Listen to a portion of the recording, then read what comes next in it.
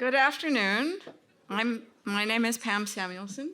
I'm a faculty member at Berkeley Law School, and very glad to see so many new faces actually at one of our BCLT events. So thanks very much for coming. And I want to do some introductions in the order in which people will be speaking. So I will start with Dr. Michael Veal. He's an associate professor and vice dean of the Faculty of Law at University College London. And he's affiliated with so many organizations that it would take half an hour to get into, but I've been a follower of his on AI and other technology policy issues, and so I'm delighted to have him with us today. The second speaker will be Margot Kaminsky, who is a professor at the University of Colorado Law School, and Margot spent the last academic year in Europe trying to figure out what's actually going on in Europe and how do you think about it as an American. So we'll get a little bit of comparative analysis then. Isabella Ferrari is a Brazilian federal judge since 2012, and she has a master's and PhD in public law from the State University of Rio. And has been a visiting researcher at Harvard Law School, and we are very, very fortunate to have her here.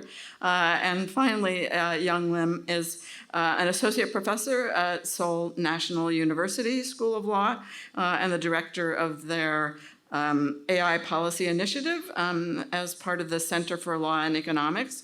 I had the good pleasure of attending a two-day workshop on AI governance issues in Korea, and so exchanging ideas about what's going on in the world is something that he's quite familiar with, and we're very grateful that he would make the trip to come to Berkeley for this particular event. So with that, Michael, please. Pam.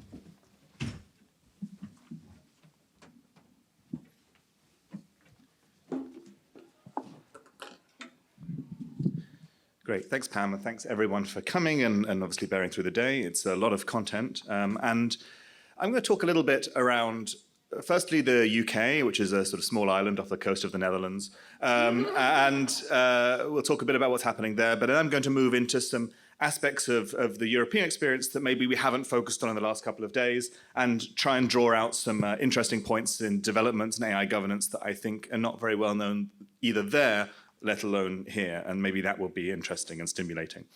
So in the UK, we have a lot of the AI questions more recently started with our previous Prime Minister. We kind of forget in the recent how many Prime Ministers we've had in the last few years, Rishi Sunak, who is a notable occasional Santa Monica resident with his $8 million house that's over there, and had a green card until 2021 where he had to give it up because it turns out that you're meant to end up living in the US, and that's sort of incompatible with becoming Prime Minister or Chancellor of a country.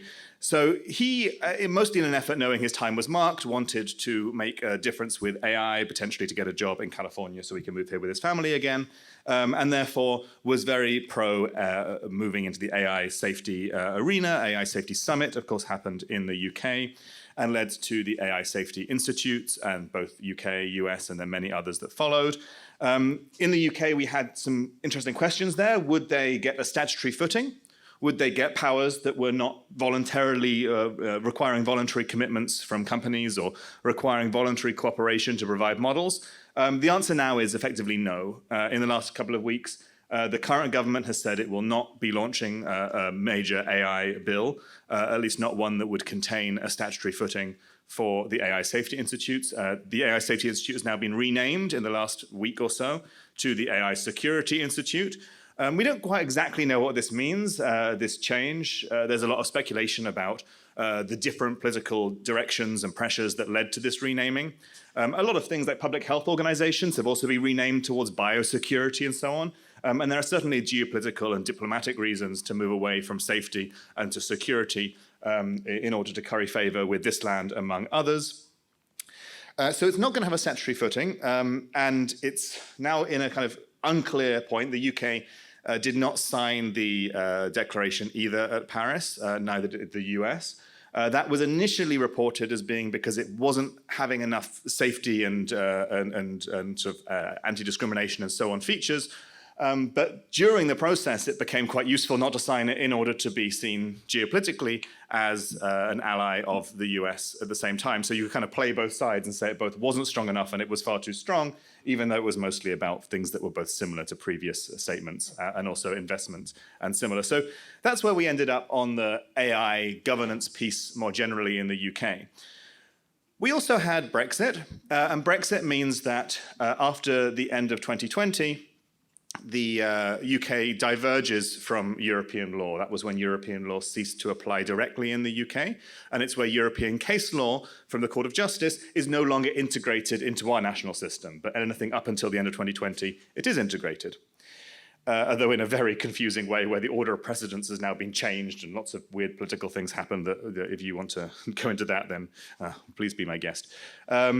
The interesting thing this relates to around automated decision-making, which is a aspect that was discussed a bit yesterday, these rules relate to the GDPR, data protection law, but they're also present, as Jennifer Urban was talking about earlier on, in different forms in the United States. They kind of draw initially from French law in the 1970s, and they provide certain rights and obligations where usually significant automated decisions are made about an individual. The UK has, in its recent Data Access and Use Bill, which is currently going through Parliament, effectively gutted the provisions that are in the data protection law, the GDPR, in the UK. So it will be the first major divergence from data protection law in the UK. It effectively means that there's no legal basis required to make normal automated decisions that are significant about people. So it moves away from that regime to some degree. You do still need some safeguards, but it becomes a lot more difficult to sort of say no to those decisions happening in the first place by a computer. And that is important for issues like CV filtering or aspects of automated performance management or hiring and firing and similar. So in the UK, we're in that situation around automated decision-making. In the EU, things are looking a bit different. There's been new laws that integrate and go further than existing laws around automated decision-making in some sectors. One law is called the Platform Work Directive, or the Directive on Platform Work. As Margot mentioned yesterday, directives are instructions to member states to regulate in a certain way. So they have to transpose those laws into their national rules. So it takes a while to come online. These rules relate to kind of gig economy services. In the law, they're called digital labor platforms. And it's actually a form of data protection law. It's based on the Data Protection Treaty basis, so it is a new European data protection law. The Platform Work Directive provides special rights around automated decision-making to workers on digital labor platforms. In doing so, it is called a lex specialis. It is effectively a specification of the GDPR and data protection law to a certain sector or application. It's interesting in a few ways. One of them is that it provides rights around explanations or refusals or reviews of automated decisions, not just where they significantly affect an individual, but where they significantly affect an individual's working conditions. And this is maybe more easy to get a grip on than an effect on an individual because you can more easily reason about the effect on aggregate. It also provides interesting rules around collective action. So workers' representatives are allowed to analyze certain algorithmic systems, including with an expert of their choice that the platform pays for, if the platform is over a certain size, which isn't a very high threshold. So it's got some more collectivized dimensions. Now, there are limits here. European labor law is always quite hard to pass because particularly Scandinavian countries will veto it because it will be considered to be below the standards that they have, and they're worried about it overriding their higher standards in national law. And so it can't do things like forced representation or voice in the development of systems. Those are usually national competences. They're called information and consultation rights. And it's like, the way that unions work in a country and the way those negotiations happen are fiercely defended national aspects. So if you read the law, you might find that it's not the perfect digital labor law that you imagine, but actually you have to read it in light of what the European Union does and can do, which is a bit confusing and requires understanding the treaties and the political landscape. But it's interesting for that collectivization. And there's also some interesting case law that's been coming out of the European Union in this regard. The Schufa decision, which is around a credit scoring agency in Germany, indicates that you might have rights over significant decisions that are made by an upstream actor. Say a credit scoring company that produces a score may find itself liable if that score is relied on downstream by a downstream actor. So it kind of tries to deal with some of these complex supply chain issues. And it's not a perfect judgment, and it's going to be quite confusing to implement or to reason about, but it's certainly hitting on some of the aspects we've talked about in the last day or two around supply chains, value chains, and so on. And so we're seeing that hit European courts. There's another case forthcoming called Dun & Bradstreet, Austria, which is very much around how much explanation of automated systems they're going to need to be. And it's very, that will resolve a lot of the questions around the so-called right to explanation in European law, but that's forthcoming still. The AG opinion has been produced, and it's fairly interesting if you want to have a read. So that's automated decision-making. I want to talk about a couple of other areas of law as well. I'll talk a little bit about the AI Act, but first I want to talk about the Digital Markets Act. It was mentioned earlier on. I think Christopher mentioned the Digital Markets Act. The Digital Markets Act is effectively a regulatory regime that is pseudo-competition law. So it's ex-ante provisions that are not really competition law, but they're inspired by competition law remedies, and they are a regulatory regime. So they look at particular abuses of power by large tech gatekeepers, and they try and say, you have to let other people interoperate with your services in a certain way, for example. There's two things here that are particularly interesting and maybe more niche that may relate to AI and be important in the future. One is that a gatekeeper, thanks to an amendment by the European Parliament, can include a virtual assistant. Before, it wasn't clear that something like ChatGPT would ever be in the law. And indeed, the law was passed before ChatGPT was launched. But the Parliament had put in virtual assistants, and in their head, they were thinking of Alexa and similar kinds of systems. Now, it's not easy to be designated as a gatekeeper because you have to meet certain numerical thresholds. And in order for these laws, which have lots of different provisions that may apply in quite interesting ways to AI models and systems, to apply to an AI system, it would have to be a virtual assistant that was both used a lot by many people in the Union, but importantly, would be used by over 10,000 business users to provide services. And this means, if you think of Alexa having plugins or skills where one company would be trying to sell things through a virtual assistant as an intermediary, that's what a business user is. If I ran a shop and I would access my customers through the virtual assistant, then I would be a business user. So you'd have to get about 10,000 of people who would qualify in that kind of way. And that's not really obvious at the moment, in our current moment for large language models, how that would translate. Now, there are things like ChatGPT plugins and so on, and so it may change over time. But as soon as that changes into a kind of intermediary business model, which, frankly, if you look at the internet, is quite likely to happen at some point, because it's how you make the money out of these systems, then the DMA would apply in whole to those systems. Another point that I wanted to raise is around the a part of the Act called Article 6.7. Article 6.7 is around giving interoperability to hardware and software features on a device. So an iPhone, currently Apple is integrating Apple Intelligence, which is both an on-device model that Apple makes, but is also related to the provision of a model from OpenAI into the operating system experience. This act would oblige Apple to give you a choice of models and allow other competing actors to place models within Apple Intelligence and so on. The tension here that Apple is finding, they haven't really been very public about this, so you have to sort of read between the lines to see what's going on in the law, is that a competitor model would have security challenges because the model that Apple has for Apple Intelligence has access to the semantic graph, which is all of your messages, app data, and so on. And of course, as something that has access in that way could be used to exfiltrate either directly by that company or in relation to, say, intelligence services, warrants, and similar things.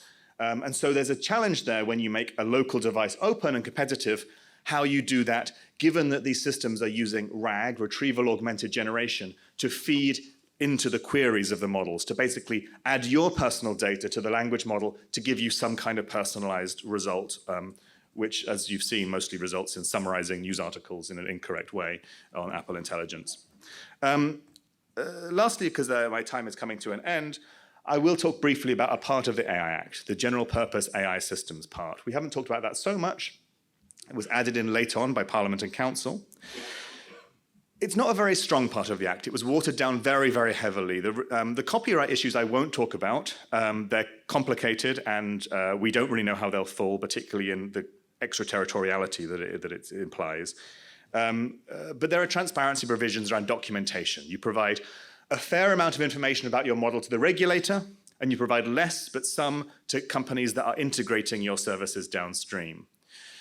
This information, when you look at it, is not particularly threatening to the business model. It's fairly loose transparency. And indeed, if you're an open source model, you don't have to provide it at all. You only have to adhere to the copyright parts of the law, because it's assumed that that will be understandable from the weights, which it largely won't be. But it's not a very onerous aspect. Potentially of interest are things like providing acceptable use policies or list of intended tasks. And there are some issues providing the regulator design assumptions and so on. But it's not even the kind of information that would be super unexpected to find in discovery were these regulatory elements not present. This stuff is all likely to be recorded somewhere anyway. And then there's aspects of the systemic risk classification. The systemic risk classification of general purpose AI models allows, in theory, the Commission to designate certain models as having high risk, and they should be evaluating, assessing, and mitigating those risks, and they can be a wide variety. But the definition of systemic risk is extremely slippery and difficult to meet because it relates to models where the risks stem from the high capabilities of the model, and the high capabilities are defined as only being the capabilities of the most advanced model at that time. So the idea of a risk is attached to the arbitrary idea of how powerful the model is compared to other models, which is a really stupid thing to do because you could have a model that produces risk but isn't like the top of its class today, and indeed when it became second in its class, it then loses that classification, but there's no reason to think those risks have disappeared from that model just because it's fallen down in the leaderboards. That connection is like a very strange one to make, but you can see why it was lobbied in quite successfully by people who didn't want to have this to be a very onerous instrument. There's a lot of mentioning about the code of practice as well. It's worth noting that the code of practice is essentially voluntary for anyone to follow. It's just a way of demonstrating compliance with the Act. And you can, if you're a rich company, always try and follow the obligations directly in the Act, and many of these companies are rich. So there's a lot of noise about the code of practice, but I think you've got to be careful when saying it's binding or particularly important, and indeed the indications are that companies are withdrawing from it and withdrawing from participation in there when they see it goes beyond what their lawyers would argue the Act requires them to do. So I want to leave it there to give us plenty of time. That's an overview, I think, of some of the areas which maybe are less covered. I'm looking forward to questions and talking later on. Thanks. Thank you so much. So can you all hear me? Okay, good. So yesterday I had the pleasure of summarizing the EU AI Act in 45 minutes. Today I have the pleasure of trying to summarize the EU AI Act in 10 minutes. I'm not going to do that. So what I'm going to do instead is actually give a broad overview of my main points from yesterday for those of you who weren't here for it, but then otherwise actually talk a little bit about the Colorado AI Act, which I will say as a proud resident of Colorado was enacted before the EU AI Act. And so you may have heard talk of the Brussels effect. I'm largely going to talk about the Colorado effect. So the EU AI Act, as I laid it out yesterday, and as Michael referenced, is primarily a product safety regulation attempt to regulate AI systems. The main and original model for how this would get done was to divide AI systems up by use, and to do so in 3 risk tiers: an unacceptably risky tier of systems that are banned, a high-risk tier of systems that are regulated, and a lower-risk tier of systems that are subject only to voluntary compliance with the regulation. And then, as Michael referenced, interlaced throughout that, you have a bunch of things that came up during the legislative process, including an entirely separate, well, largely separate regime for regulating generative AI or general purpose AI, and a number of ad hoc elements that appear throughout the piece, some of which do address a little bit concerns about the individuals on whom AI is used. So if that's the EU model, and I guess one amendment to that is to talk a little bit about the institutions and the enforcement regime for it. The institutions involved largely are, at an EU level, the Commission and the AI Office in the Commission, which are responsible for monitoring and enforcement of general purpose and general purpose AI systems with systemic risks. And then most of everything else goes to member states, to what are called market surveillance authorities, which effectively oversee a self-certification process after the fact through post-market monitoring, where companies say, yes, I have in fact complied with the act, and they're supposed to watch for violations and have violations reported to them. All right, I almost did that in 3 minutes. So now Colorado. Let me talk to you about the Colorado model. The thing that's most interesting to me in looking at these laws side by side is not that the United States are exporting the EU AI Act. Okay? Okay. So it's not that the US states are exporting the AI Act. It's that there's a certain shape to AI law that I referenced yesterday that seems to be the dominant model. And to reference back to the previous panel, that shape is what I referred to yesterday as a legal exoskeleton. So this model is not just co-regulation or new governance in the sense that you have some hard law, some soft law, some delegation to private regulated entities to self-enforce or make substance. It's more specific than that in that it involves these standard-setting organizations and the products that they produce. So I had spoken yesterday about how the EU AI Act, for the most part, farms out the soft underbelly of what the law will actually require to European standard-setting organizations. And we heard David critiquing the process used. We heard some arguments for delegating to standard-setting organizations in the prior panel. What's fascinating about the parallels with the Colorado AI Act is that functionally it kind of does the same thing.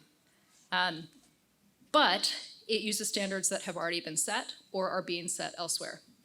So the framework for the Act, and I'll talk about similarities and differences, the framework for the Act is that rather than going after risks to health, safety, and fundamental rights, which is what the EU AI Act governs, it goes after what it calls algorithmic discrimination or AI discrimination.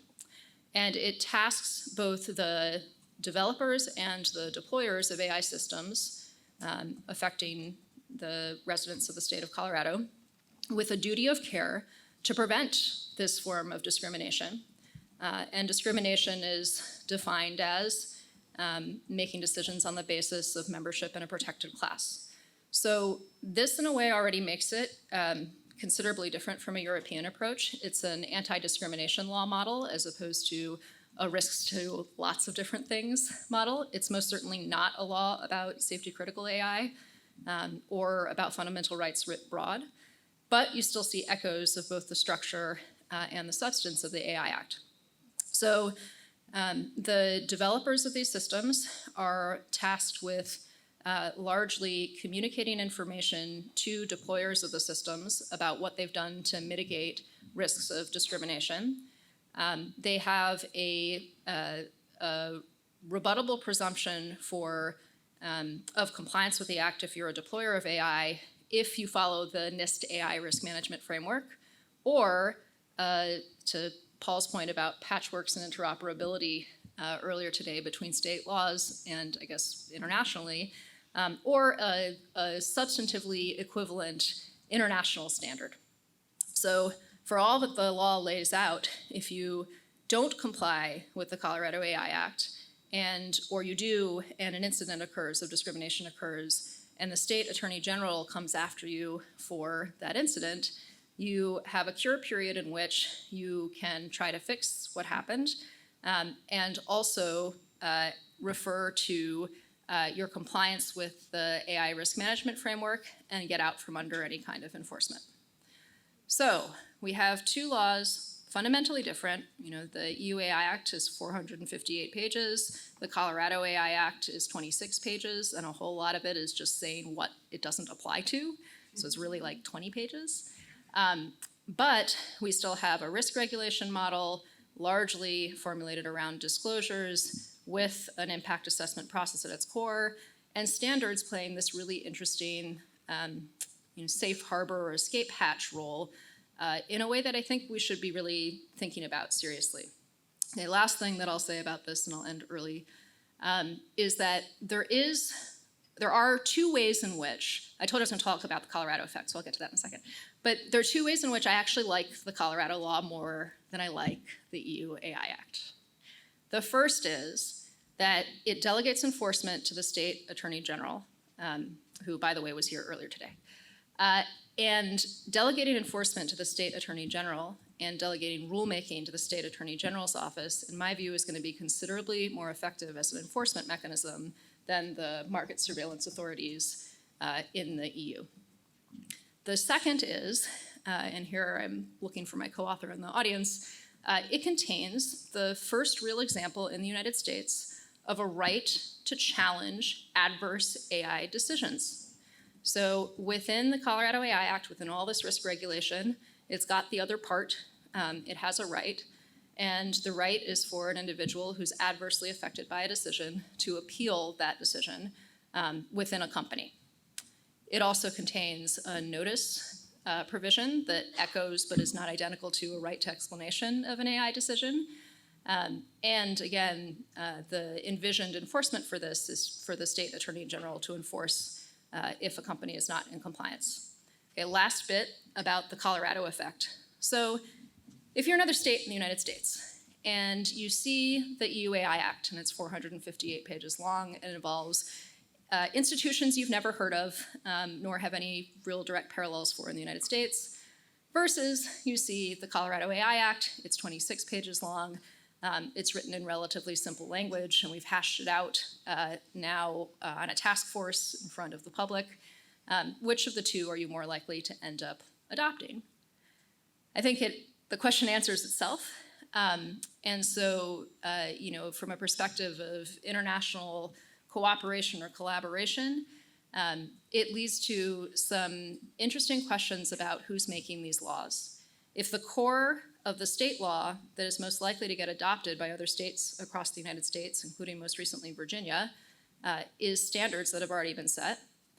And the goal of standard-setting organizations is to be the primary creators of basically substantive AI processes and policies. Then the makers of US state AI law in the United States are largely, as in the EU, these standard-setting organizations. Thank you.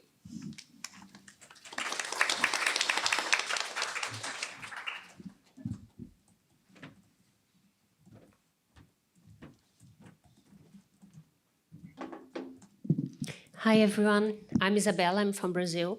And we are on a panel on AI governance. And if I spoke about the scenario of Brazil itself regarding AI governance, I wouldn't have a lot to tell you about. I would just say that we have like 2 bills that haven't passed yet.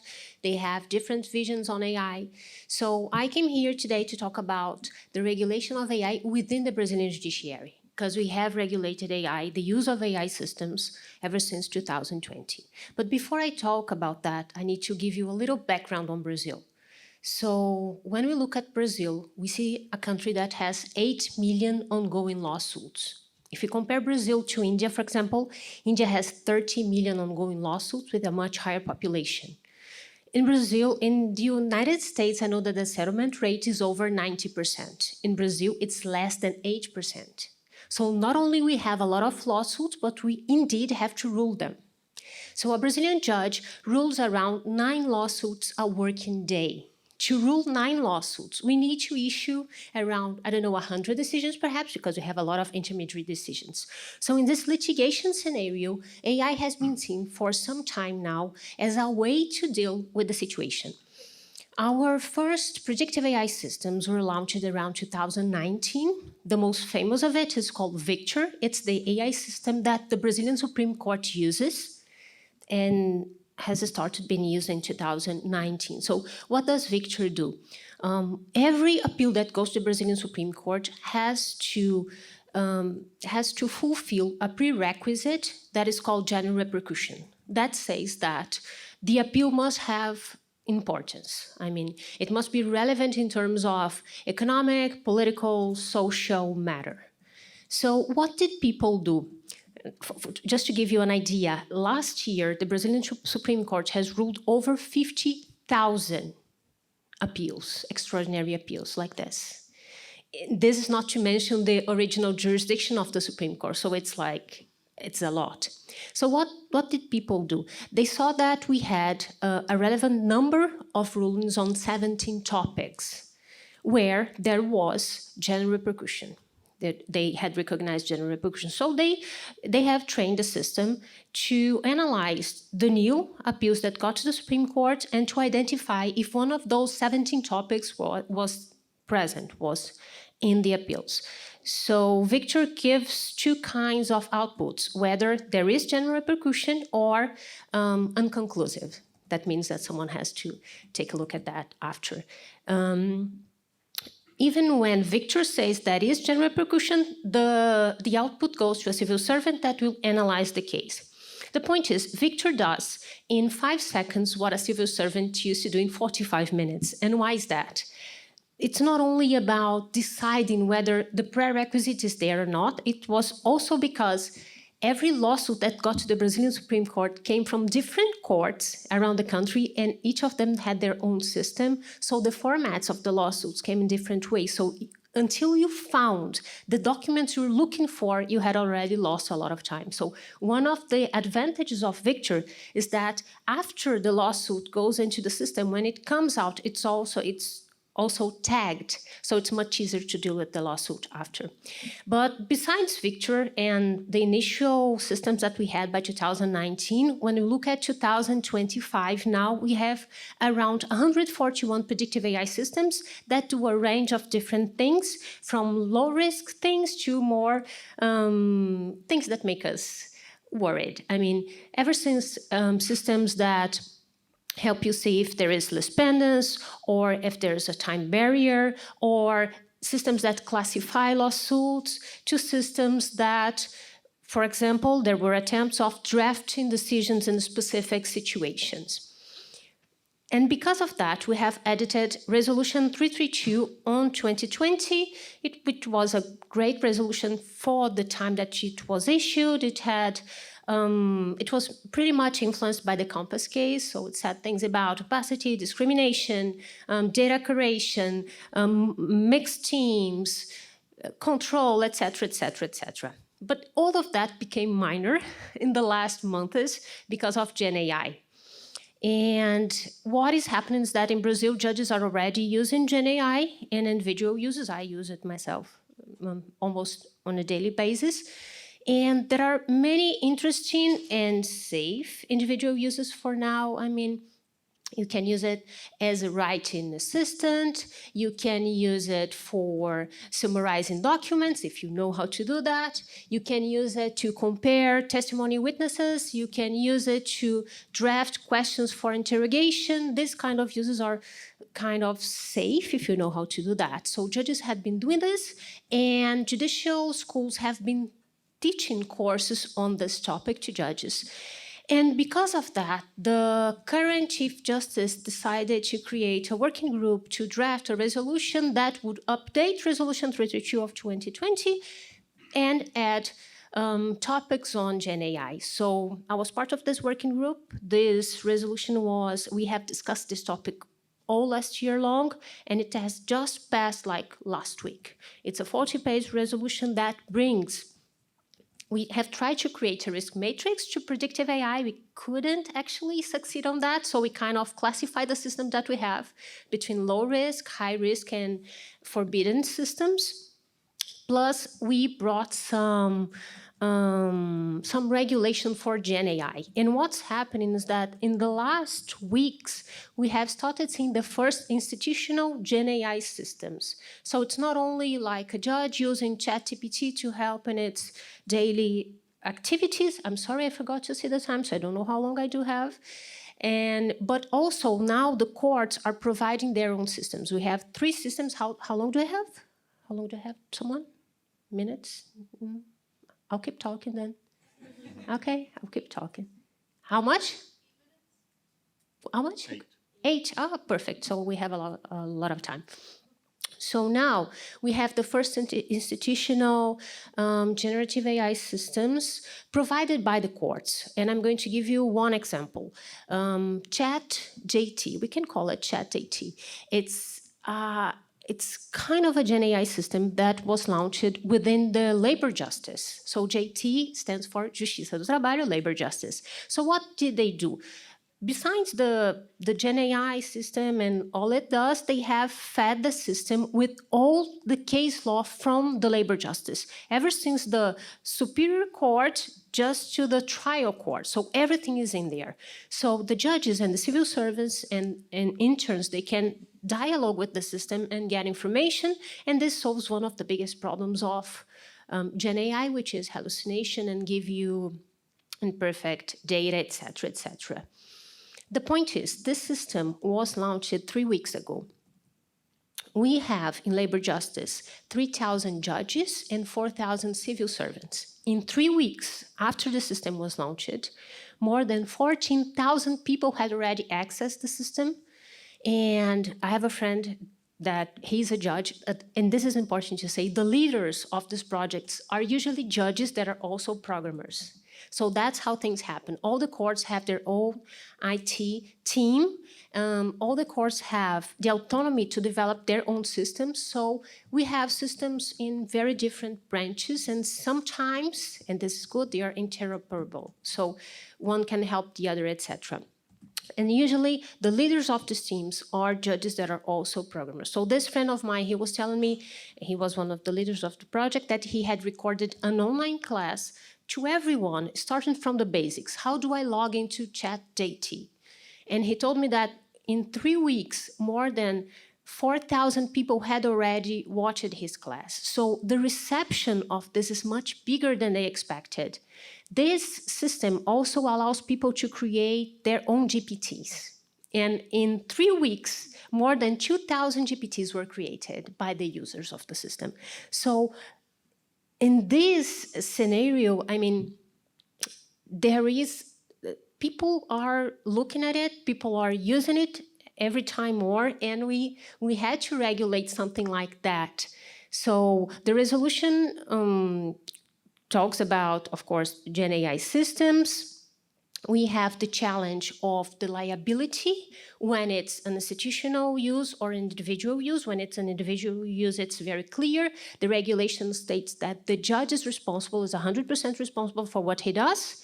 But when we have this institutional uses, it's not clear yet. How do we spare the responsibility between the institution, justice itself, and the judge?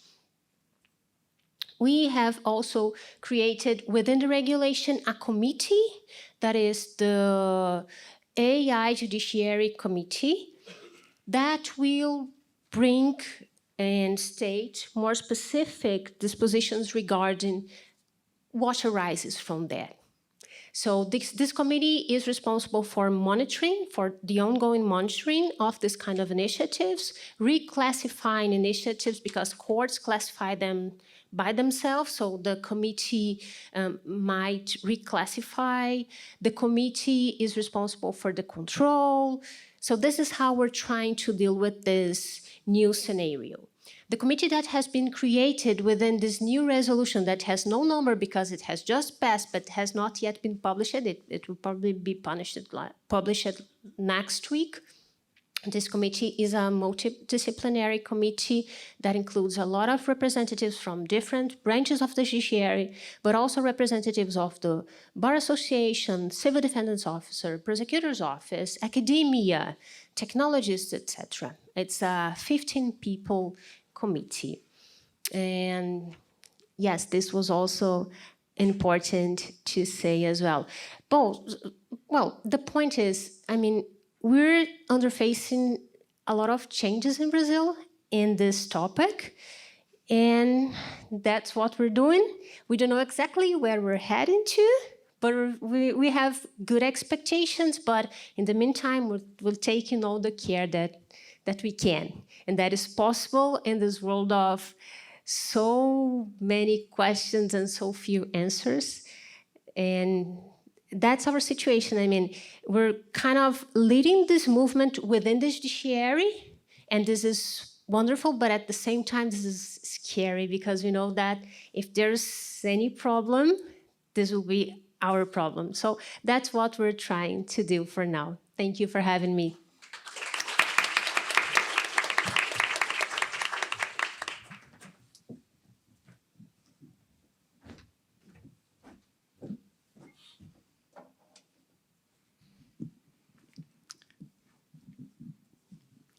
I'd like to first thank Pam and the organizers for inviting me to this wonderful conference. I really learned a lot today, and also an honor to join this panel. I'd also like to apologize for my suit and tie. I realized while I was coming to the venue in the subway that I might have missed the dress code. And if I am ever invited again to Berkeley, I will dress more appropriately next time. All right, but this is a typical Korean way of showing respect, so hope you understand. All right, so I would like to talk about Korea's AI Framework Act, and I'm going to call it KAIFA. And I'm not going to go through all the details, but actually try to share what I think it means for AI governance in Korea. And today's discussion was surprising to me in many ways because some of it seemed, or a lot of it, seemed very relevant to what is happening in Korea, specifically with KAIFA.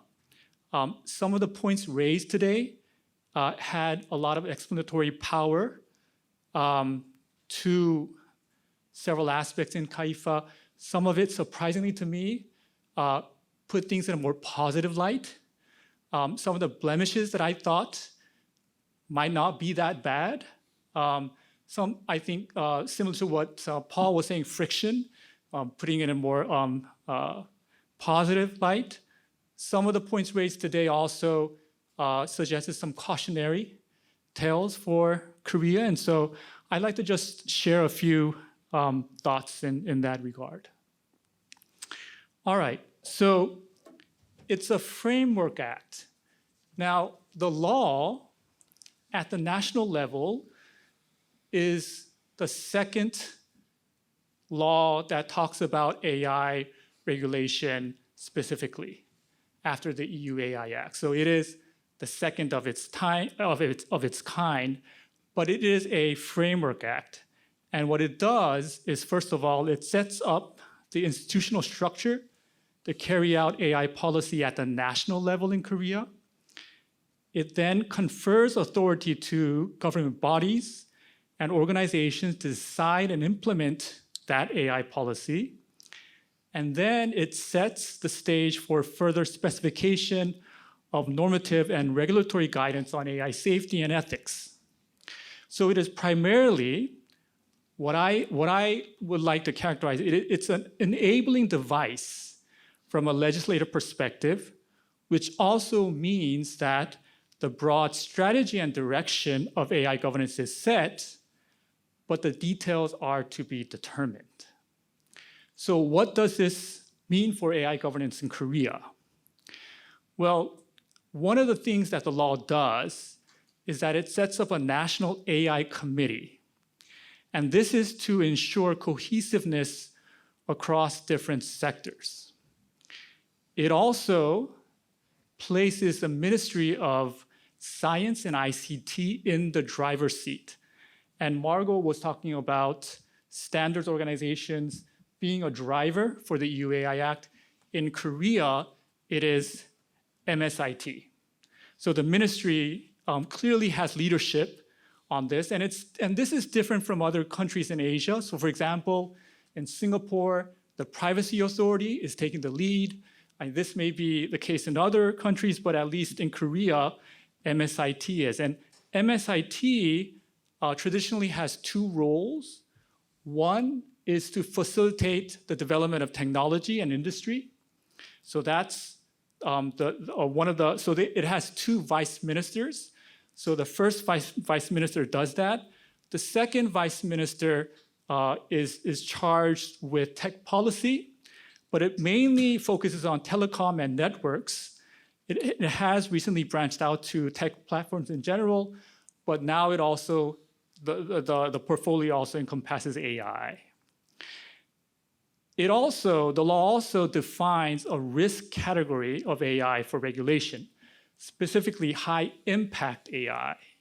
And so if you couple those together, you get the impression that, well, this is similar to the EU AI Act or horizontal regulatory approach to AI. And I think that's the common understanding, or that's the common framing of CAIFA, even in Korea. But I don't think that's entirely correct. First of all, MSIT simply cannot handle everything. Now, there are other authorities armed with legacy and newly adopted or amended laws that will enter the fray and eventually become part of the regulatory structure. Notably, in the National AI Committee, half of it is made up of the heads or the leaders of different government departments and agencies. And I counted, there are at least 9 representatives or heads of other government departments that are participating in the National AI Committee. And so they will definitely have a say. If you look at what we defined high impact AI, again, this is very similar to the EU AI Act, but it also includes sectors that have established regulatory regimes and dedicated authorities in place, such as nuclear, materials, water, education, criminal justice, and healthcare. And so naturally, if this is what is going to be regulated, MSIT will not have the final say. And then, I'm going to try to go back if I can. Okay, the final point where I think it's not as simple is that, and because of the Korean style legislation. So I understand that around here, people say, or there's a mantra saying that you try to move fast and break things. Well, the K style of legislation is you move fast and fix things. And the phrase that's hidden is you fix things as you go along. Now, some of you may know that currently the political situation in Korea is very volatile. And I think Colleen was talking about getting notices of a lockdown. And I was actually in Paris meeting with the OECD AI team there, together with some other Korean government officials, and we got a notice. It was not about a lockdown at a school, but it was about lockdown at the national level of martial law. So you could imagine the shock that we all had. It was very difficult to end the meeting, and we all left the room, and there were obviously a lot of parents, and people were wondering whether we could meet our families or even enter the country that evening. But the interesting thing is that CAIFA was passed during that time. So despite the martial law and then the lifting, the impeachment proceedings, all that, this had bipartisan support. So among the 264 National Assembly members that had voted, 260 were for the law. There was 1 against the law, 3 abstaining. And so it had bipartisan support. Now, there was a lot of criticism, and I'm not going to go into the specifics, about the blemishes or the problems with the law. And there are many reasons for that. And even MSIT acknowledged the problems, the National Assembly members acknowledged the problems of what they all said, and I'm going to quote the chairman of the Legislation and Judicial Committee. He said that this is a law that needs departure with an open door. In Korean, it's called 개문 발차, and literally what it means is, if you're driving a bus, you leave the station without closing the door. Normally, you would not want to do that, right? I mean, you're talking about safety regulation, and you're leaving the door open and driving away. What it means is that we just have to move, and we'll close the door after we leave. So this is a typical kind of case speed of legislation in Korea. I'm an antitrust lawyer by training. Our competition law statute, as far as I can remember, it has already been amended more than 20 times. It's literally amended almost every year. So that's just how we do it. So again, this law is not the final form, either in content or in other textual design. And that's why I think it's difficult to say one way or the other how things will shake out. So I do get a lot of questions. Thank you. I do get a lot of questions about Korea's stance on AI, whether Korea is on the acceleration camp or is it more in the safety and safe innovation camp? Well, the answer is that, like other countries around the world, Korea is trying to strike a balance. So if you look at CAIFA, of the 6 chapters, chapter 1 is about definitions, chapter 2 is institutional design. So, the AI Safety Institute, we also had that set up. There's an AI Policy Center that's being set up, et cetera, the National AI Committee. Chapter 3 starts with development and adoption. So you hear it's the acceleration. Chapter 4 is safety and trustworthiness. So here it is the safe innovation. And then chapter 5 is procedural administrative mechanisms. Chapter 6, sanctions. Initially, MSIT, true to its original or core function, really put an emphasis on industry development and adoption. There was a lot of pushback from civil society. And so what happened was MSIT and the drafters tried to appease both camps. And then they also deliberated in closed doors. So it resulted in a very muddled picture. And some of it has been criticized as having almost incoherency within the text itself.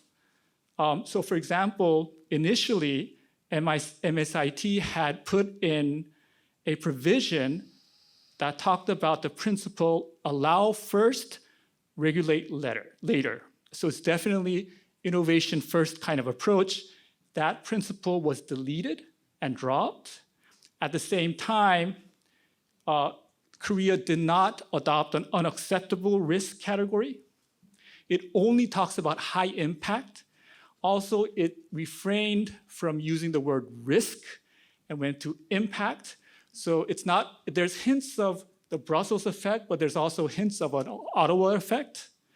And so, in a sense, in a Korean phrase, it would be 내 마음 나도 몰라, I don't know what I want.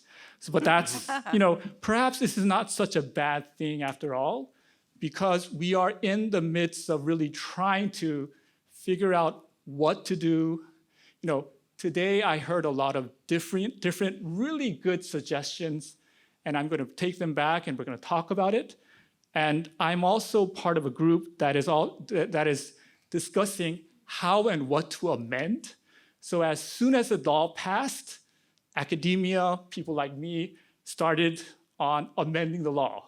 So our goal is trying to come up with a draft that hopefully at least partially will be reflected in a law to be amended before CAIFA comes into effect or comes into force, which is January 22nd, 2026. So we still have about 11 months to work, but that is sort of what we are trying to do right now.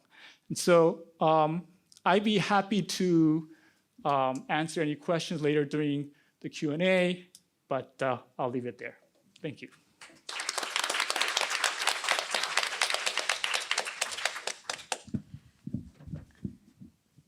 Thanks very much for stimulating conversation. I want to ask a couple of questions before opening it to the larger audience. So one question that I'd love to hear everybody talk about, which it kind of came up a little bit indirectly, but I'd like to kind of like make it a primary focus, and that is, to what extent are these AI regulations that are being adopted or proposed really aiming to build capacity for the domestic industries to grow, and to what extent is it trying to protect against the big tech firms from the U.S. To not be the dominant players, and to what extent does that like affect both the rights and the risks conversations that are happening at different places? So, Michael, maybe you could start us on that. Yeah, thanks. I think I'm a big believer that in order for a domestic industry to grow, it needs either competition or quasi-competition elements to set the stage, particularly because the platform business model is very extractive, and it quickly turns your national champions into an appendage of a much larger system. And so there's an element of that, and I think that's why I was discussing the Digital Markets Act, but also I think it's fairly disappointing. I'm not sure that the competition regimes have fully grappled with the mechanisms of AI, but that's also because I don't think the AI industry has grappled with how it plans to make any money yet. And so there's that challenge of what actually is the champion. Is the champion just burning billions and billions and billions with actually no returns? And do we want like domestically to do that as well? Well, that's often what some governments are saying now, which just means subsidies rather than regulation, and means data centers, or in the UK has got the Intellectual Property Office has just finished a consultation, or the deadline has passed, on changing text and data mining within the UK, which wouldn't necessarily make it more permissive just for UK organizations, but has been heavily pushed back. I mean, actually 2 days ago, every newspaper in the UK was wrapped in a fair AI wrapper that said, they bought a wrapper for everything. That was the rights holders complaining about the consultation. So I think that's the setup we have. In terms of regulation, I think there's a lot of hot air around the extent to which these things are constraining regulation when it comes to AI-specific rules. Regulating a high-risk system, these aren't gigantic industries like ambulance dispatch services or critical infrastructure monitoring or so on. The big bucks is in being the upstream provider, where you're charging everything per query and working out how that fits into the bigger picture. Instead, maybe the threats which countries are looking to deregulate, and the UK is in the position of thinking about this, are things like data protection law, where, as we saw yesterday in the tutorial, machine learning models could be classified as personal data because they're memorizing lots of data, and what are the consequences and uncertainties that follow from that. And the same for copyright, which Pam has spoken a lot about before, around AI and the uncertainties that are in those spaces. So I think that is the deregulatory question, has been in that space rather than, and the rest of it's been throwing money at things rather than structural remedies, which hasn't been, I think, having very much foresight. Margot, I know that Colorado's probably not got a big AI industry, but I think you probably have a perspective both about Colorado and about the EU AI Act, and maybe you could give us a couple of thoughts about that. Sure. So this framing of regulation as coming in and preventing industries from developing, period, is a hard one for me to take particularly seriously, especially given the content of these laws. I did mention this yesterday. The actual burdens of compliance with these laws, and I guess this also speaks to the piece that Paul forecasted or promised he would write, are relatively low. We're talking about trying to make sure that you do some basic things, including knowing where the data comes from, talking about what the purpose is of the system, trying to say that you fit the data to the purpose of the system, and you double check to make sure things would be accurate and not horrifically biased. Like, that's not a whole huge amount of work to ask companies to do. And I think we did see, to speak to Colorado more specifically, we did see in the course of, so the story of the act is it got passed before the EU AI Act, and then Governor Polis issued a signing statement saying, I'm signing this really reluctantly because I think there are a whole bunch of things wrong with it, please fix it. So we had this task force that sat over the course of a number of months and listened to public input, and we did get the probably unsurprising public input that companies would potentially withdraw from the Colorado market, which isn't that huge, that innovators in Colorado would be affected by compliance costs. And something that really struck me sitting on the task force was how many companies came before us to describe systems that actually didn't fall under the law at all. So they saw that there was an AI law on the books, but they failed to read that it was an AI law applying only to certain high-risk decisions with consequential effects in very specific industries. And so we get like input after input from companies that actually weren't governed by the thing. So to echo a theme from an earlier panel, there's a lot of rhetoric around this, and probably not shockingly large amount of rhetoric that's actually fairly empty.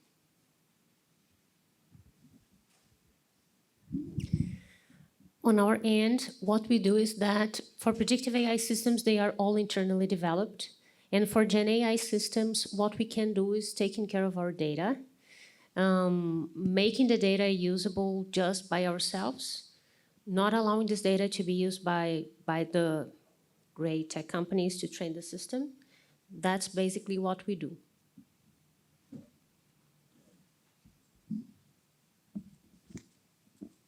So to probably reiterate what I just said, CAIFA is too high level or vague to really tip the scales one way or the other. So as I told you, it's trying to strike a balance.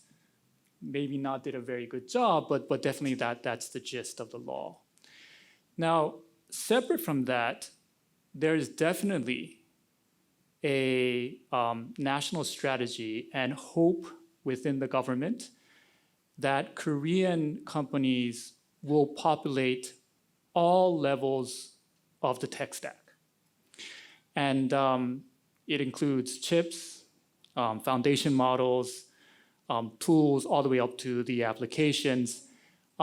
My expectation is that we will likely end up more concentrated in certain layers than the others, and particularly up top, which is not a bad thing. Like, again, there's different sort of strategies that would go back and forth.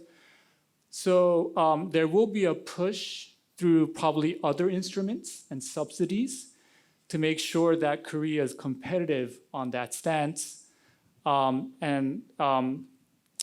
otherwise, there still will be, I think, a push. And I think there was actually a concerted also maybe delivered strategy to also be part of what was perceived as a leader of AI governance and AI safety. And I think that's what drove the current impeached president to host the second Korean summit for AI safety. He made various declarations in New York and Paris. And I think the government thought that was actually also a real important part of boosting development and adoption, but also being a leader in terms of governance. The reason being is this, and this comes from a country that is not one of the digital empires, the three digital empires that people talk about. There's always this fear and recognition that there may be limitations to local language data, expertise, and also training that will end up with outputs or models that lead to outputs that are not entirely in line with Korean values or local sort of sensitivities, right? And so there's this thought that, well, we need to develop, or we at least need to have some say in that. And one way to do that is to develop models. But there's also this push that maybe we also want to have a say in the governance sphere, and it's same to standard setting bodies, right? And you want to participate at least, or have a say or a vote at least. And I think that was part of the thinking that drove the government to try to straddle both worlds. Again, whether this was successful or prudent, we'll have to see. But that is what actually CAIFA is about. Yeah, I think one of the other issues I'd like you to comment on is the challenge of trying to regulate or have a regulatory framework at a time when technology is still in very early stages. And the question about how you build in some flexibility to regulations so that you don't kind of like lock in on something that then that becomes obsolete, and that you kind of have some sense of trajectory, but you can't, the AI Act was initially drafted without generative AI in mind at all. Mm-hmm. And so they had to go back and oh God, let's tweak that. And I think that generative AI is the latest thing, but what's next is one of those kind of questions. So could you think a little bit about the flexibility? I think one of the ways you can do it is have vague rules and then make it up as you go along. But I don't think that that's necessarily the optimal way of doing it. So some thoughts about that? Yeah, thanks, Pam.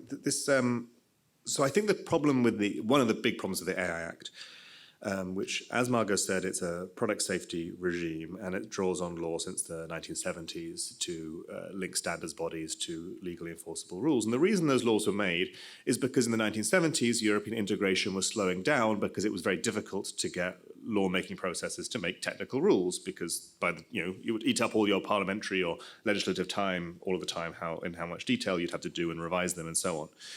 So this delegation out to standards bodies sort of works as an interim measure, as long as you can separate out the science from the politics, the technical from the political, which you can never do fully, but you can do more in some areas than others, because PPE masks, for example, are governed by the same kind of logic as the AI Act, and we don't really want MPs or Congress people voting on the material size and width. We think that that's the kind of thing we probably can delegate out.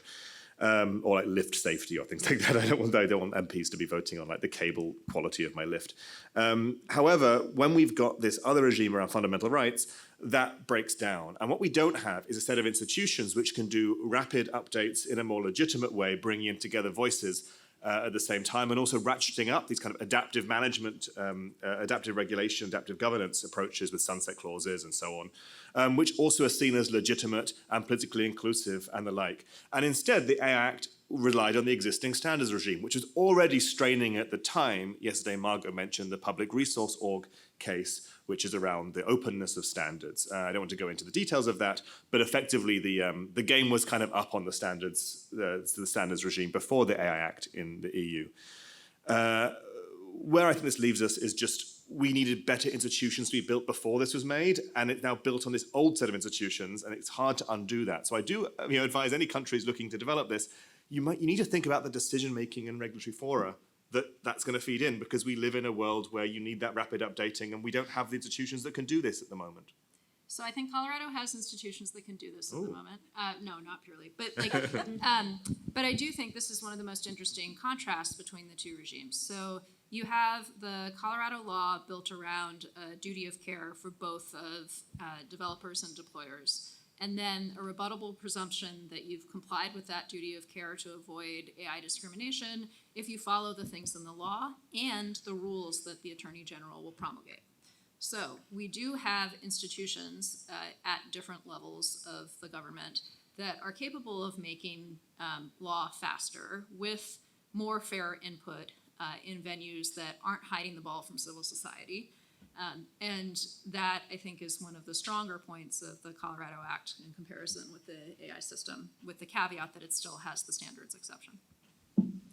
Regarding our resolution, it is highly specific, even if it has general principles. So the resolution itself has established that it will be reviewed yearly, at least, but also the Artificial Intelligence Committee can call a revision anytime that it thinks that it might be useful. And one thing that I need to say about this resolution is that I was indeed expecting that things would go much smoother than it went. It was really difficult to get this passed, even if we were doing a sectorial regulation, in a vision of the Chief Justice. I mean, he wanted a resolution that allowed the systems with care. That was the vision.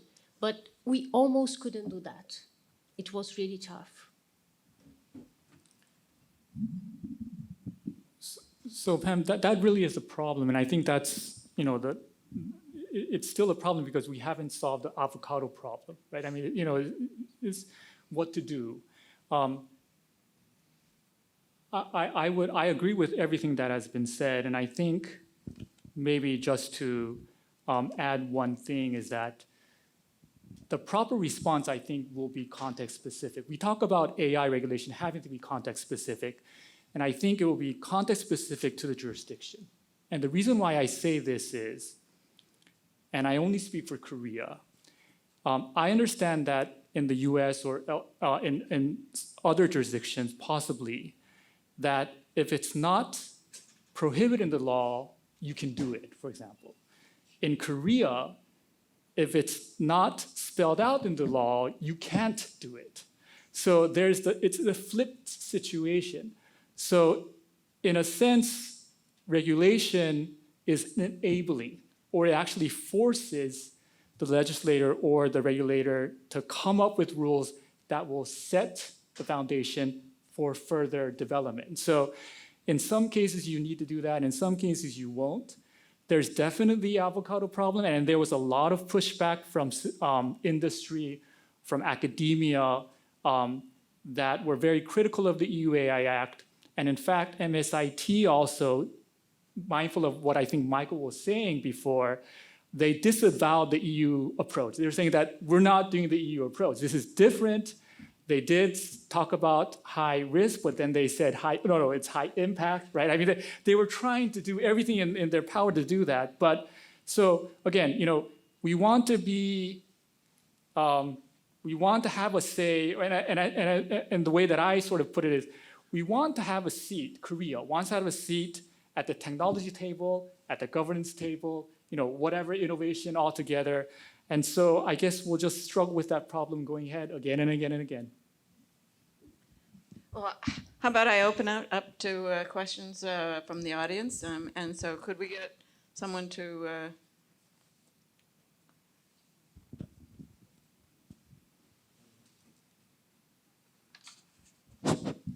Great panel.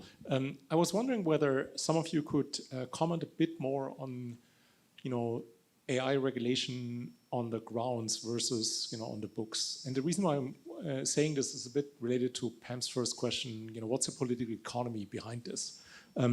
So if you, just an example, if you think about DSA enforcement, there have been news reports that the European Commission is becoming a bit more careful about content moderation enforcement, because it would basically mean enforcement against Elon Musk, and this could directly lead to a trade war with the current administration in the United States. And so I'm wondering, and just a few days ago, the Judiciary Committee of the House sent a letter to the European Commission asking about whether DMA, DSA enforcement is basically discrimination against US big tech companies. And so if I was, in the European Commission trying to enforce the AI Act, perhaps I would become much more careful now about to enforce this against US companies. So to what extent does this change our perspective on the relevance of the AI Act? There's different dimensions there. One of them is that the enforcer of general purpose AI systems is the European Commission itself, and the AI office doesn't have the developed independence institutionally and culturally that DG Comp does, that does competition. So I think because it's newer, it has the less institutional memory about being independent than the antitrust part of the European Commission. On the ground, when it comes to national regulation, that's going to be tricky because the kind of entities that enforce the AI Act have never enforced anything about use ever before. That's never been a part of their kind of regime or their brief. And they're very small usually, and they're underfunded, and they will remain that way. And in the AI Act, there's not, unlike the GDPR, and as Margot said, an option to take it in the tort regime normally, which is the case elsewhere. But I think the political will be important. There can be pressure in this area, but it may also restrict the boldness with which you could do that. So a lot of the enforcement of the Act could be stymied by poor standards, poor codes, and then use that as a shield. In theory, the Commission can cut through all of that and say, actually, we don't believe you meet the underlying requirements. We're going to challenge the standards, challenge the code, challenge all of that. But that requires so much political will to say, we gave you all this guidance, and we don't think it's kind of correct, which I think is what they're going to be stuck into a situation of. And a lot of the standards will say, do your own homework. They're not going to define fairness. They're going to say, figure it all out in your own impact assessment, and then we'll tick the box afterwards. So how much will the Commission or the national authorities want to open up that box and say, you applied the standard, but we don't think you applied it well because the standard was just telling you to do another task, and we don't think you did that task well, and that's all those layers which will fall apart, I think. So I'll just respond by saying, in the olden times that were 2 to 3 months ago, the way this played out transatlantically, as I'm sure you well know, was that when there were fundamental differences between the US and the EU on data protection law, for example, different institutions played different roles. And ultimately, there was this back and forth, unresolved back and forth about, do we do the political compromise that allows for international trade, or do we come back to fundamental rights principles on the side of the EU that are incompatible with having international trade in this space, and then just rinse and repeat. So I think that's, that even under the Biden administration was an ongoing cycle with no real clear resolution in sight. And the question now is, under the current administration, how much political will is there in the European Union to do something like that again with a very different kind of law. Like, it's not a law that comes from one particular fundamental right that's in the Charter. It's a law that refers to all fundamental rights in the Charter, but then doesn't involve the main institution that's responsible for developing and enforcing and giving content to those rights in the same way. Hi. So I wanted to go back to and pick up again on this question of standards and how it interacts with the goals of the law and ensuring that people's rights are protected. And Michael, I felt like you were starting to get to this tension in what you were just saying, right? So on the one hand, we need something that can be updated. It's nice to be able to point out to an external document. On the other hand, legislators, when they're drafting these things, have particular goals and rights that they want to see actually supported, right? I think the Colorado Act is actually an example of where this doesn't work in my mind, because it points out to the NIST AI-RMF, which itself says in the text, this does not prescribe risk tolerances. So therefore, being in conformity with the AI-RMF is being I have decided that I have a really high risk tolerance and need to do nothing. Cool, I'm in conformance. So I'm just wondering if you all have ideas about how do you square that circle, right? How do you make sure that you can point out to an external document, but that actually upholds the goals of the law? Yeah, there's a really easy way to do it, which is not going to happen for the AI Act, which is that you don't standardize the parts where you need to define the risk tolerance yourself. At the moment, when you standardize, you give basically a presumption of conformity. And so you effectively give a glazed seal of approval for following something where, exactly as you say, Sorel, you're going to be setting your own tolerance. If you just didn't standardize that bit of the law, you standardize the rest of it, then you give a sort of, you need to demonstrate and do the work as the company in a much more active way. I think that would be a better approach, but it won't be taken because the Commission is so desperate to make this seem doable and enforceable that they're going to require the standards across, regardless of whether this was a standardizable act in the first place, whether it was a standardizable task, which it's not, for the same reason that was mentioned earlier on about network standards versus safety standards being very different, different beasts. I'm sorry to keep jumping in, but the one thing I would say is that there's an interesting device in the Colorado AI Act that doesn't effectively do this, I think, with respect to the NIST standard. But the device is to say you can follow a standard as long as it's at a substantially similar level of protection to the stuff we've actually put in the law. So it's giving like a choose your own adventure approach to compliance, but trying to set some sort of floor that says actually like it can't, whatever's in that standard, it can't go lower than what's in here. Again, that requires an attentive enforcer who is inclined to make sure that that substantive floor has some meaning to it and has capacity to do that. So that remains an open question. If I can add, I think CAIFA takes a little different approach. So Article 14, it talks about standardization or standards. And what it does is it's similar to what is being done with medical devices in healthcare. So the government, first of all, will facilitate the development of standards. Then what it can do is among those standards, it can then pick and choose, you might say like guidance standards or sort of like the model standards, and then it promulgates that, and it says it can then advise businesses to comply with those standards. Advise generally means you should in Korea, but nonetheless, that's what happens. Now, the challenge here is this, though, and I think this is what Christopher and I have been discussing before. Okay, so you're going to pick and choose, or at least you're going to be selective in which standards that are going to be sort of that, have that sort of power or authority. What is going to go into those standards? And some of it is going to be very cross-sectoral. So how thin do you want or how wide do you want that to be? When it's going to be thick, how thick or how important or how consequential will those be? Who? So when you select those standards, which will you give preference to, like who developed it, right? I think that was also discussed today in previous panels where you would put more weight on certain standards created by certain bodies. And so CAIFA is totally not specific on this.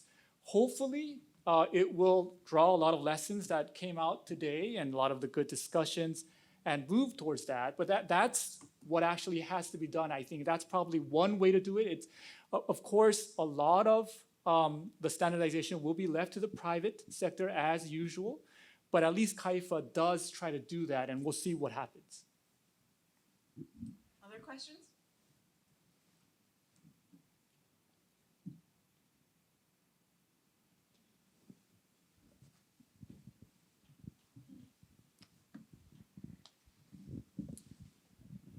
So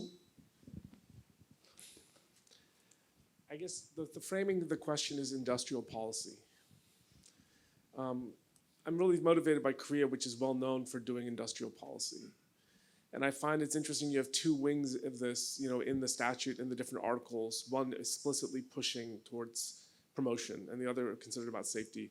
But the EU has played this game on the funding side, not so much on the restriction side. I'm just trying to figure out, in a world where we have the US government talking about structural deregulation, we have the Draghi report targeting the AI Act as an example of overreaching ex-ante regulation, and the UK firing the head of the CMA because they believe that they're slowing down business. Is this changing the play? Because when I saw the Draghi criticism of the AI Act, I never thought I'd see it. I mean, it was very, very direct. And it just seems, there's one interpretation, it seems like there's something different going on in like the last 3-4 months that's got to be having an effect on how this is going to play out. And I'm wondering to what extent you're seeing that in your jurisdictions, and also what extent the other developers in the other jurisdictions are changing how you feel what's going on. I'd like to actually just jump on and say, especially the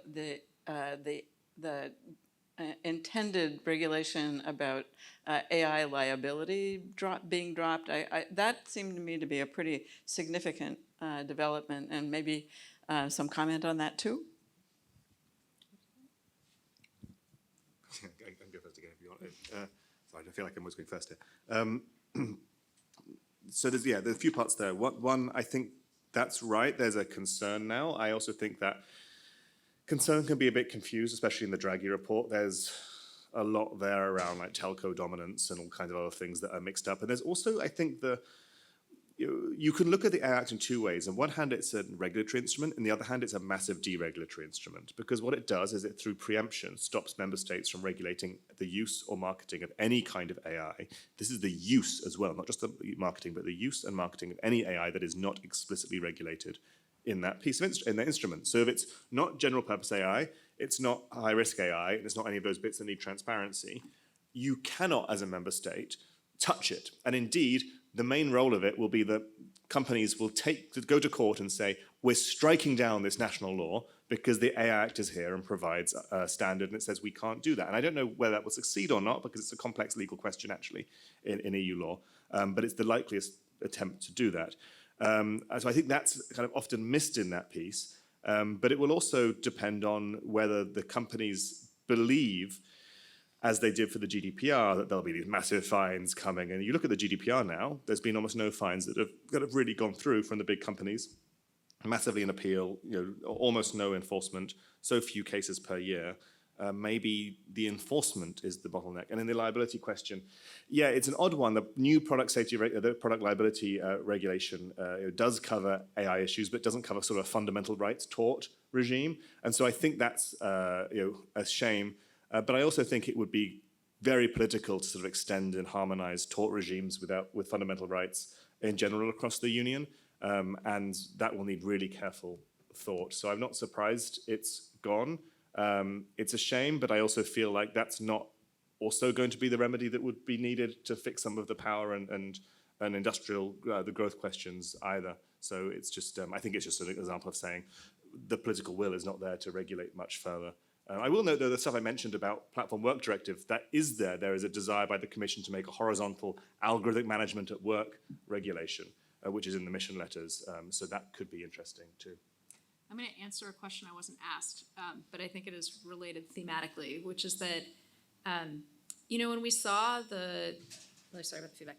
When we saw the political will and the sort of contagion among U.S. states around enacting data privacy laws, there's a follow-up question of whether that's going to end up happening around these AI laws or similar. And one thing I would really flag, I mentioned in my description of the Colorado law that it is fundamentally an anti-discrimination law, is that we have fundamental barriers to bipartisan consensus around anti-discrimination right now. And so a point of curiosity for me in the US is, are there elements of these laws, we see embedded within several state data privacy laws, regulations of automated decision-making. So are there elements of these laws that are going to continue to be bipartisan, and we will see contagion across the US states with Congress continuing to fail to act somehow? Or is this going to be something, and I think we have plenty of hints that this is the case, where it's going to be red state, blue state, and pretty significant split over action in this area? I think we have one more. Yeah, I think it was done. Yeah. Hello? Oh, okay, great. Yeah, I have a question about sort of how in different sort of national contexts you're interacting with international initiatives. I think in a previous panel, there was sort of a good speed run of like the various national initiatives. There's the International Network of AI Safety Institutes, there's OECD doing things, there's the UN, and then quite a few people coming back from this Paris AI Action Summit. And so I'm kind of curious about, how you're sort of perceiving these international initiatives and the relevance of these international meetings as it relates to the national initiatives that you're working on. I think something that I've reflected on sort of post-Paris AI Action Summit is that a lot of the discourse, to what the last question was alluding to, is like internationally shifting towards this AI innovation agenda. And a lot of what came out of that summit was really just fund announcements. So like, the EU AI fund, this like current AI fund, and not a lot of like coordinated regulatory action, not a lot of even progress in terms of coordinated action on developing international standards for AI. Like there was just not a lot of international movement in terms of governance and regulation, even though there is sort of this global enthusiasm towards AI funds and AI innovation. And so I'm kind of curious about, how should we think about these national initiatives, what the UN is doing, what OECD is doing? Is it better to sort of ignore some of those things and just focus on what's happening nationally or even more locally, to the point on Colorado? So just curious about how you think about this. Maybe I'll take a first shot at this. So in my view, always, the international sort of cooperation was valuable because there were at least recognized that there were certain problems or challenges that could only, that we could only succeed in tackling through global coordination. And some of it was very existential, for example. I think, first of all, the mood that Christopher, or the sort of the shift of discourse that you also pointed out, has basically tanked sort of that movement as of now. Maybe it'll pick up later once a crisis happens. Another more fundamental, though, issue was always, and I think it was the real iceberg, was that there was always going to be geopolitical tensions. And because AI was viewed as a industrial policy-driven national competition type of issue. So at the end of the day, regardless of all the good talk coming out, were countries really going to throttle back their industrial policy because of this, good for humanity?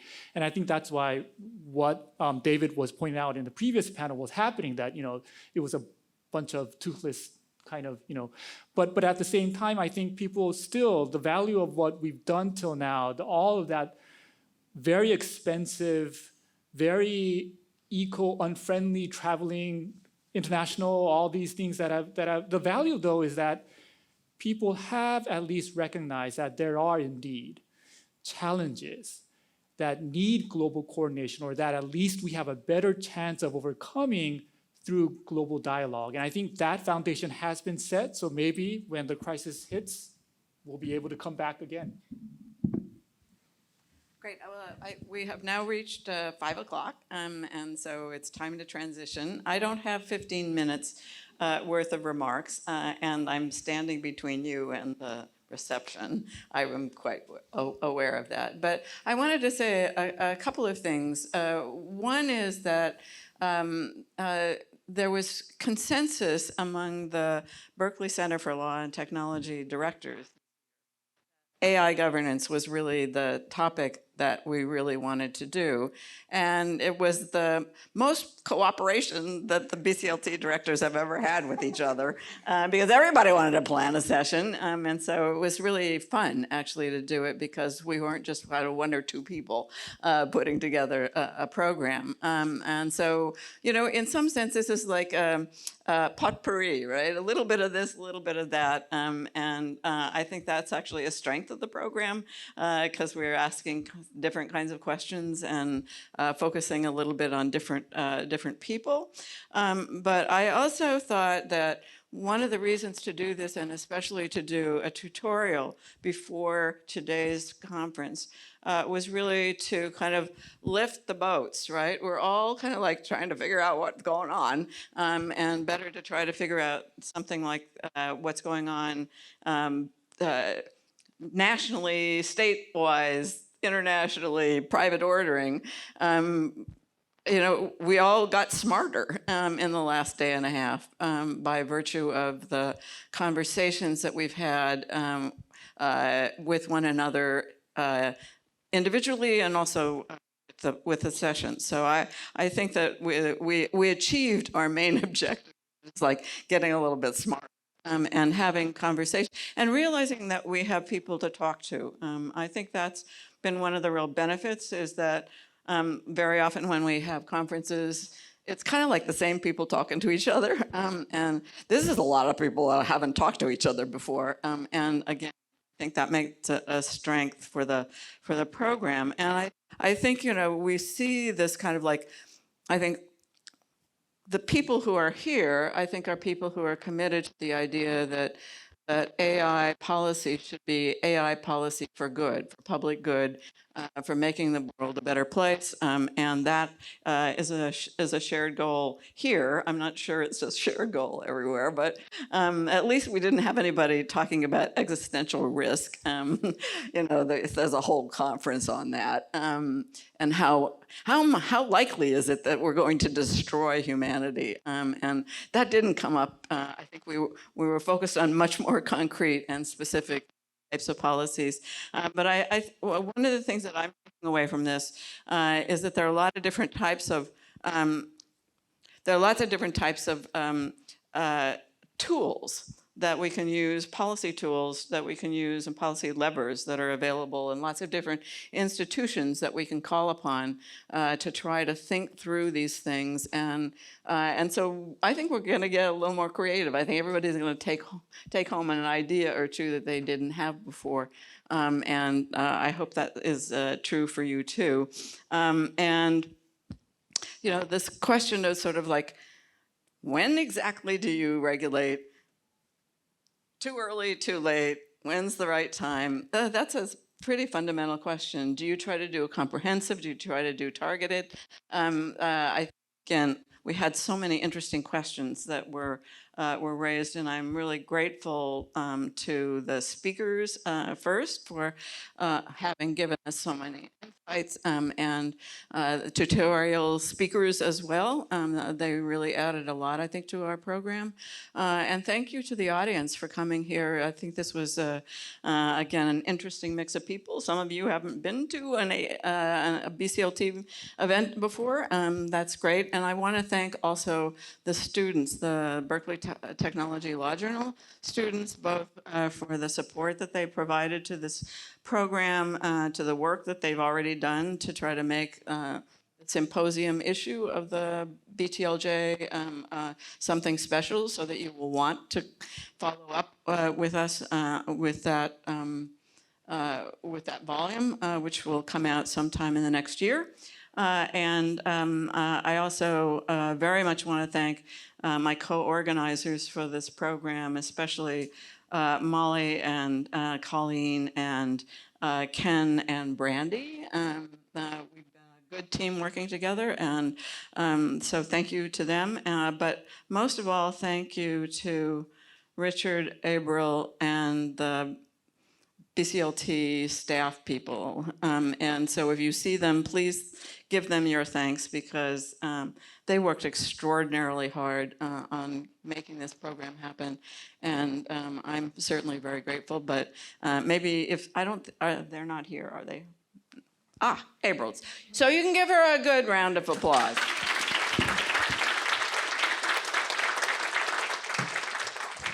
And I think with that, why don't we just go out and enjoy the afternoon. Thanks.